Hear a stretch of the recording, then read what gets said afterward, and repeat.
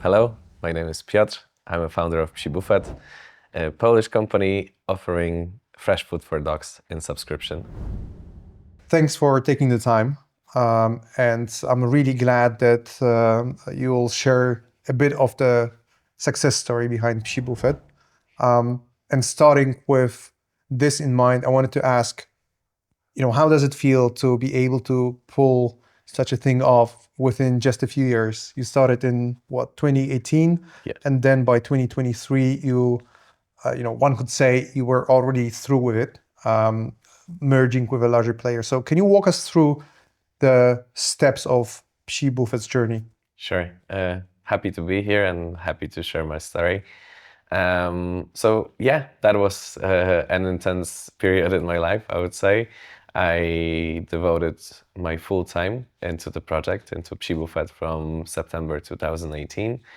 The idea existed before, so we had some sort of like a family startup initially. Later, it was, let's say, buried and nothing was happening within the business for like a year.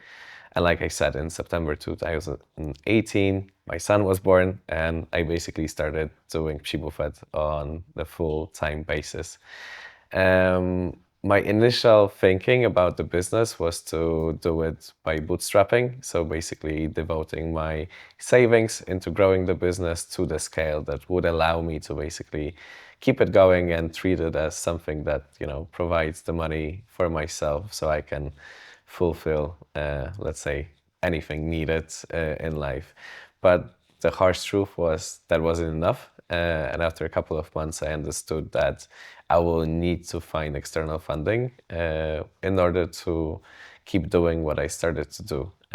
So in 2019, early in 2019, I started to seek for investors, honestly, with like hardly any knowledge on how the VC works, what is the venture funding, and so I had, fortunately, a couple of kind people along the way who helped out me, introduced to some investors. Key one was Cogito Ventures, who believed in the idea and believed in myself. So they were the first one to say, yes, we will back you up. But the funding, I would say, took over half a year to close it, from, let's say, initial talks to actually signing the deal. And just before summer 2019, I was also sort of flying for the wedding of my friend, actually a friend of my wife, to States. And I was thinking, I was soon after launching the business, so we had initial clients, not that many, probably like 15 or so. And first of all, I had to leave it for almost 3 weeks without me being present, which was hard because there was already some cooking operations, something happening in the business. And second thing, I was, okay, if I'm flying out, is there any chance for me to sort of help out within the business matters? And when I was making a decision whether I should do it or not do it, I was seeking for other companies anywhere that were doing something similar to what I was planning to do. So basically offering fresh food for dogs. And basically this started in States with the company called The Farmer's Dog, and a couple more that basically followed the idea a couple years later, a couple of months later. So I reached out to those guys on LinkedIn. I had a chance to meet in New York with the founder of The Farmer's Dog, and we had a nice conversation. The outcome was they linked me with the British guys, founders of Butternut Box, Kevin and David, which eventually led us to meeting each other in London. And with those guys, it clicked very quickly. So we had a feeling we're sort of like, built same way, having very similar values, and they believed in me. So they joined the initial round, and from the initial round that was closed in February 2020, eventually, they become an investor, I would say a strategic investor. So apart from the money giving into the round, they also been advising me on how to scale this business and how to grow this business. And also from this round, we sort of told each other, obviously in the docs, like we also got it written, that there is a call option. And if everything's going to be going well, we will seek to do an M&A, and that PsiBufet will become a part of the larger group and will be working with Butternut Box. So that was a time frame of, let's say, 3 years, and basically that happened. And so in March 2023, we sealed that deal, and PsiBufet became a part of the group. Along the way, it wasn't easy. I would say very bumpy. I had to raise more capital. I had to grow the business, and interesting period, but happy ending. So it must have been really an intensive period of 5 years and going right now, because you were still part of the merged company.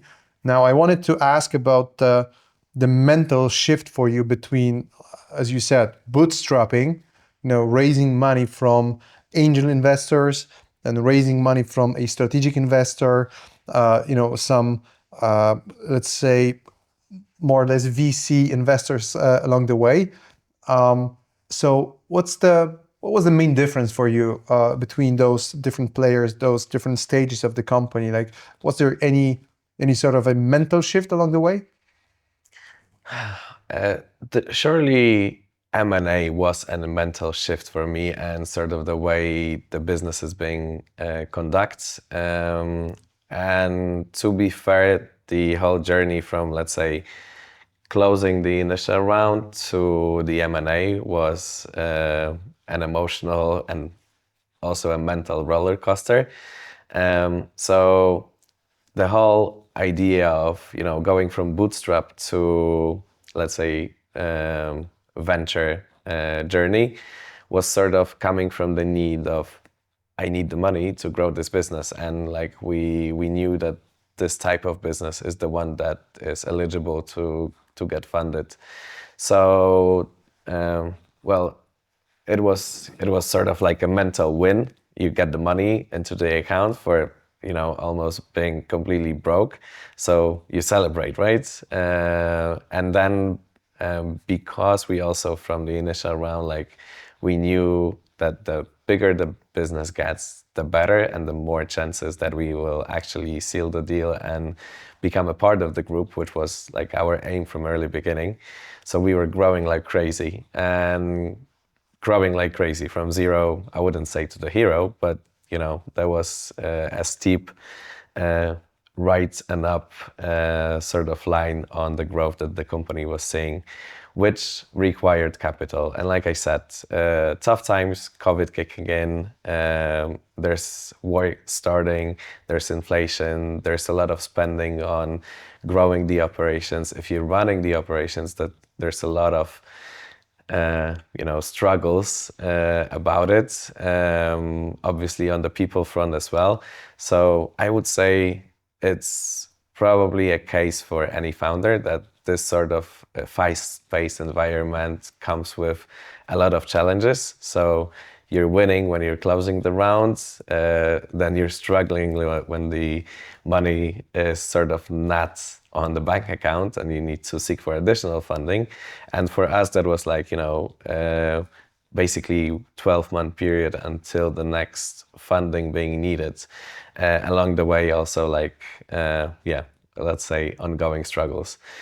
So mental, emotional roller coaster. And then the whole M&A thing, due diligence along to it, the negotiations that comes, it's also not an easy period, but like, at least in my case, you were sort of within 3 years already in this like fighting emotional thing. So pretty challenging.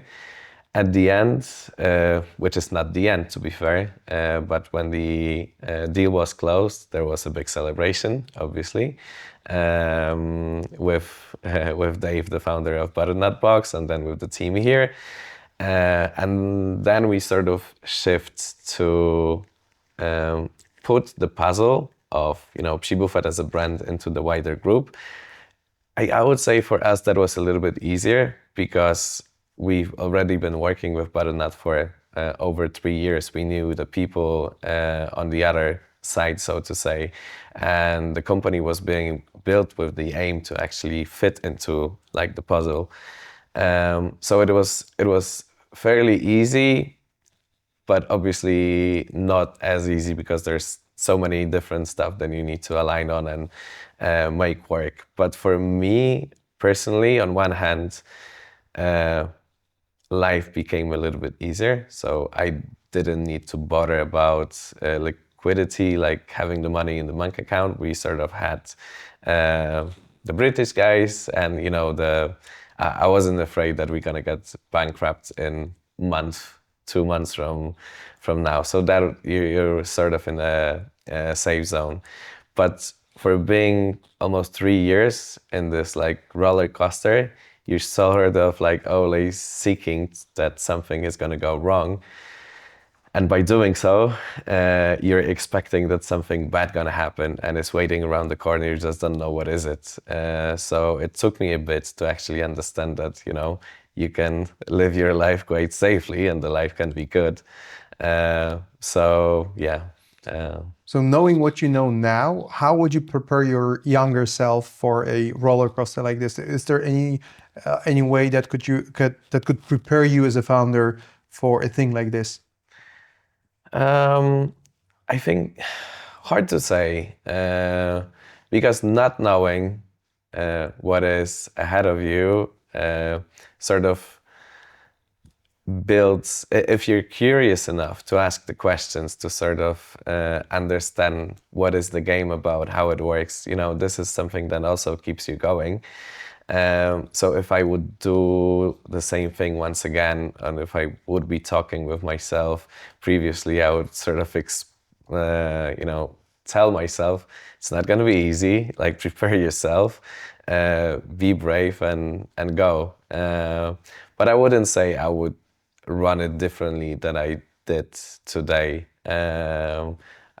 Along the way, I think most of the decisions we were doing were quite right.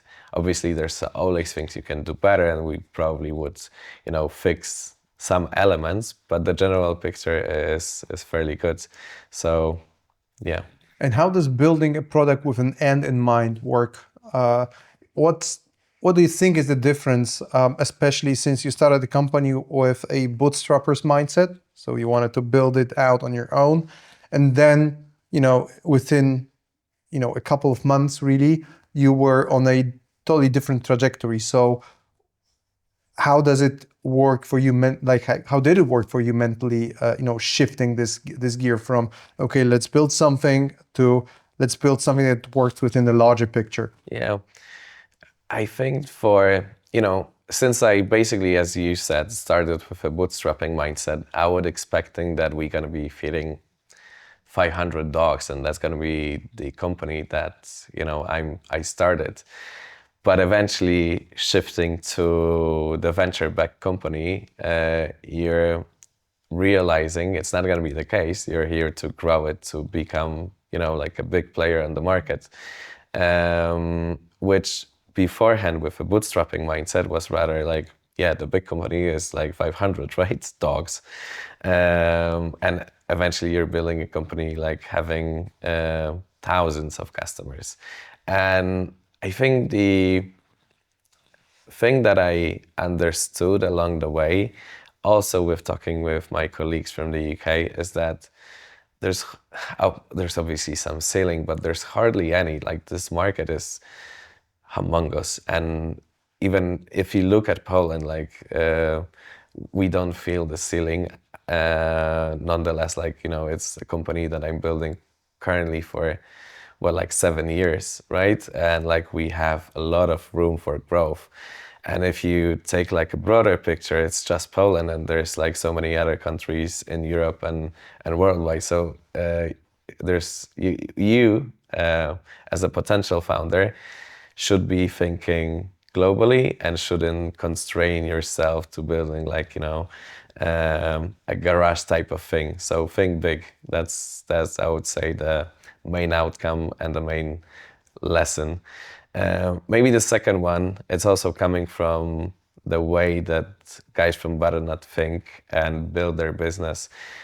You don't always need to seek for an exit. You can build huge profitable company that will last for decades. In my case, yes, I did an exit.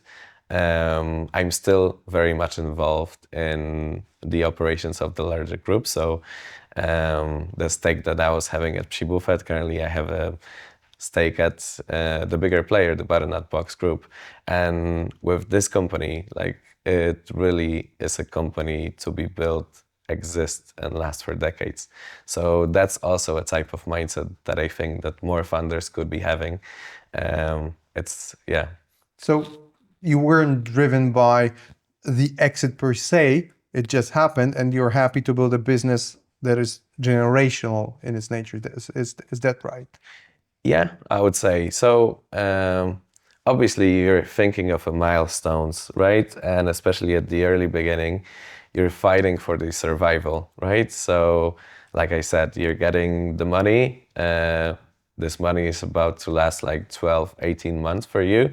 So you need to be thinking, okay, what's next? And it's good to have like a bigger picture and like what's ahead of you for generations, but generations, like, I mean, at least like a couple of years ahead of. But eventually, you know, what really matters is like, what are you going to do with this upcoming year, year and a half? So also like a mind shift for me was that when that happened, when we started to work with Butternut as a one company, like we're not still thinking what's the next year, like, but like what's longer for the company, how we want to build this company for, you know, 5, 10 years ahead of us.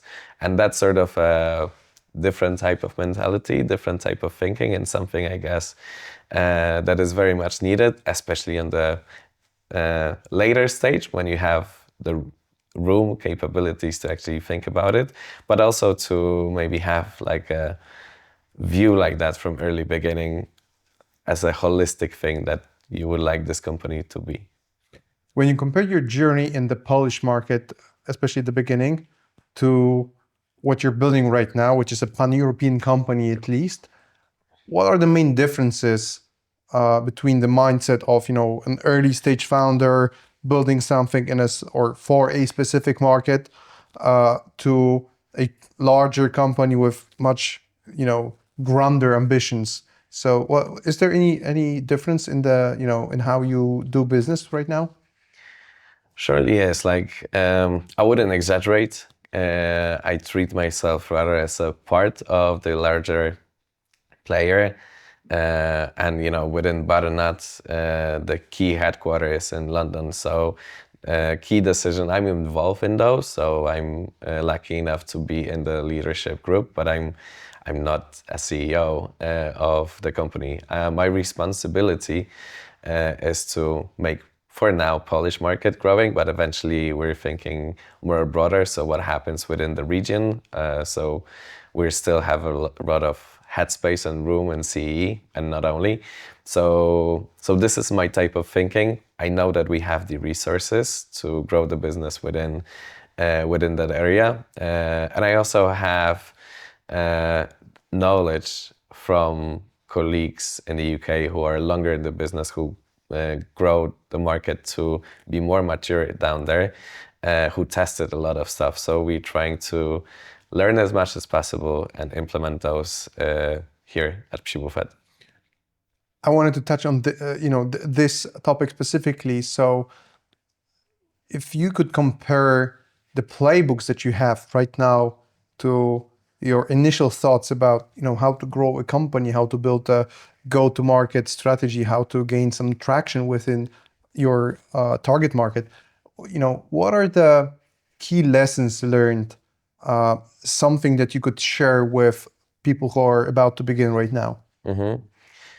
Well, maybe that's going to be very much operational. Like my business is D2C subscription type of business with a physical product, right? So we offer fresh food for dogs in subscription to the customer on Polish market. I guess the first constraint that I had, was that Polish market is not ready for a product like that. The subscription averse type of thing and customer thinking about it, that was something that limited us at the early beginning. And we basically started the business with sort of open ways to pay for the products. It was like very, very soft subscription with the option for one-off payments. So, but it didn't work out. Maybe also by the way we sort of construct the model, but eventually, like, we had to shift and do it like, full subscription, giving the card details and being able to provide the recurring based deliveries to our customers. And that sort of allowed us to, get a better business metrics, better lifetime value, better payback periods. We could pay a little bit more for the acquisition of those clients, because we knew that they're going to be sticky and will stay in the business.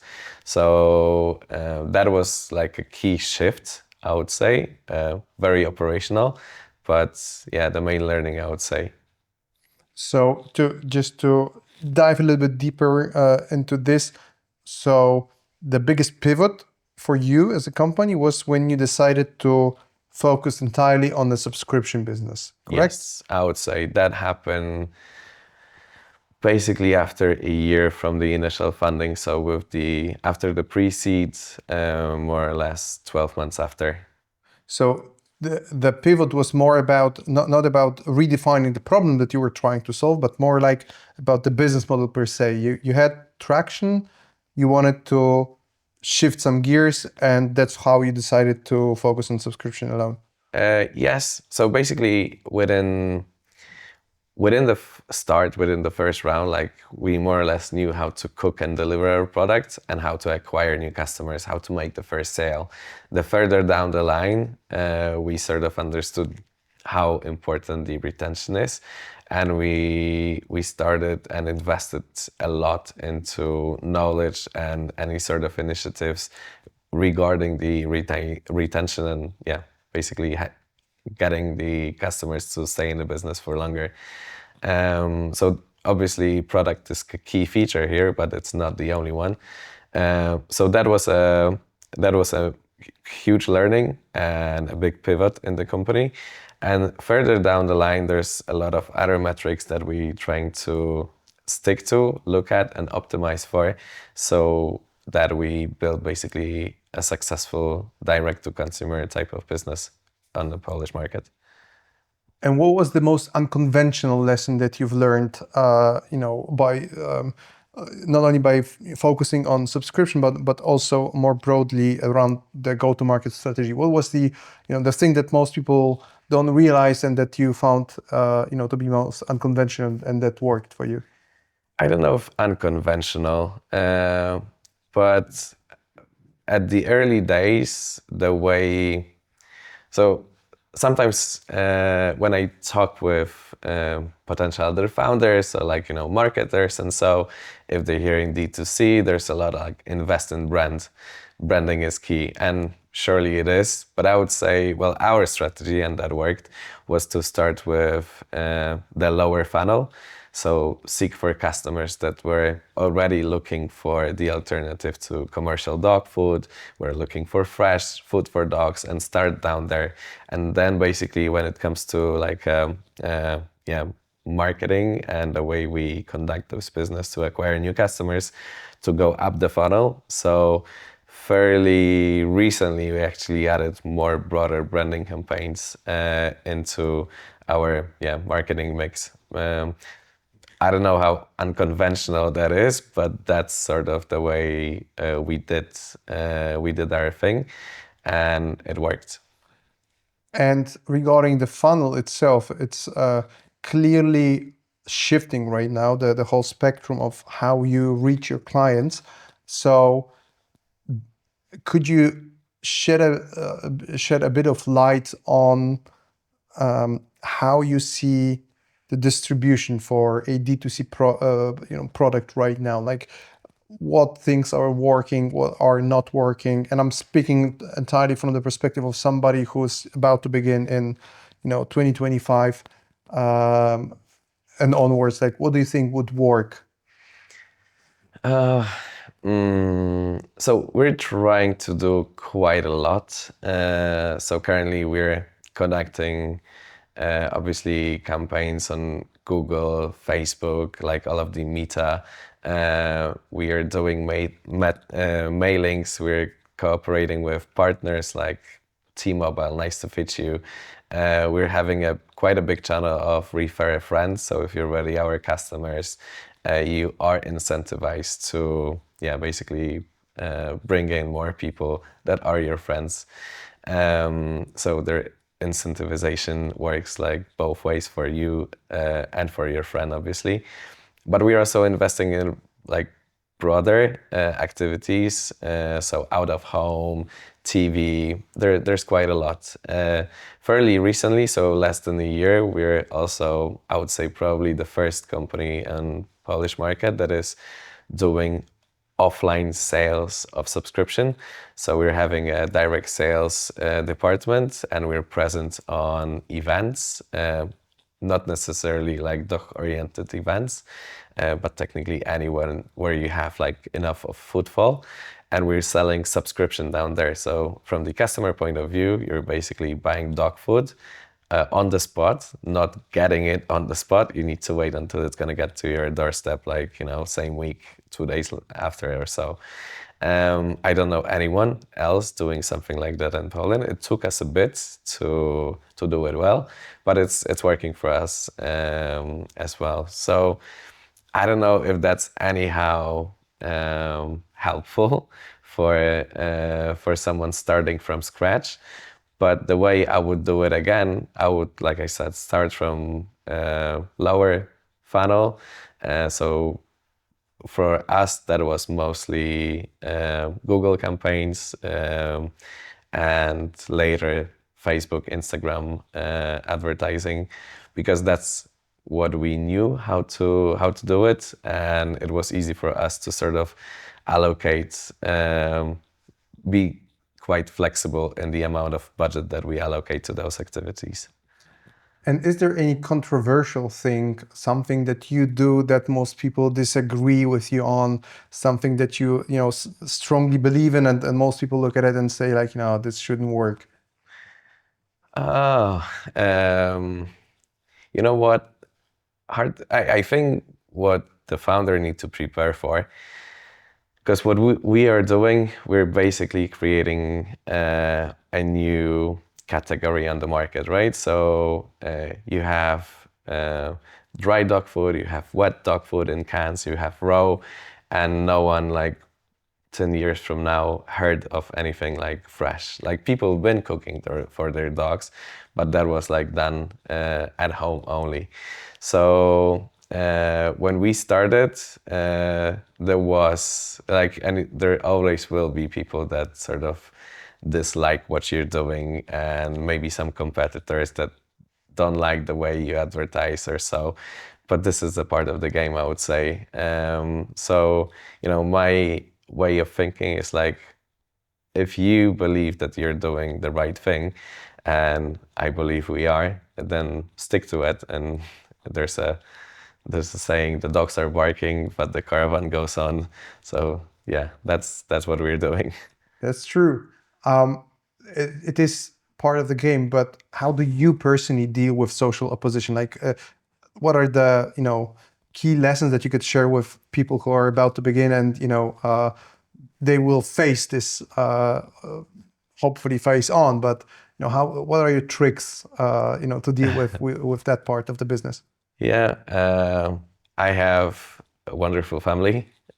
So if something is bothering me at work, I have a safe place to go back, have my wife, have my kids to spend time with, and just don't be bothered.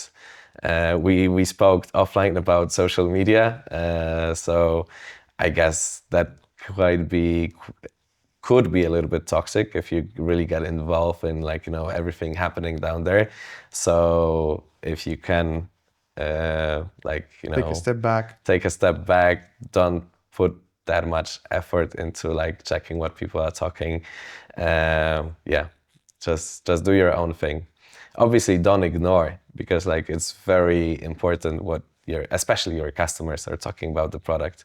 So for instance, for us, the reviews that we get on platforms like Google Reviews or Trustpilot are key.